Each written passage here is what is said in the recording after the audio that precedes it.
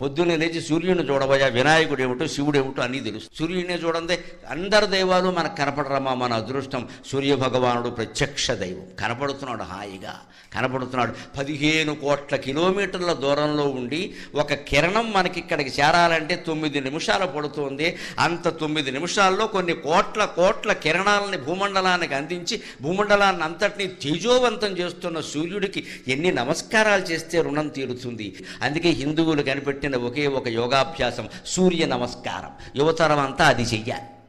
జమ్ము కాదు పనిలే. డాబా మీద సూర్య నమస్కారాలు చేయి. అది కొనడు, 4 యంత్రాలు కొంటాడు, పైకి లేపుతాడు, కిందకి తీస్తాడు, 4 రోజులు వాడతాడు. 4 రోజులు అయ్యాక దాని మీద తువ్వాళ్ళును బనీన్లు ఆరేస్తాడు.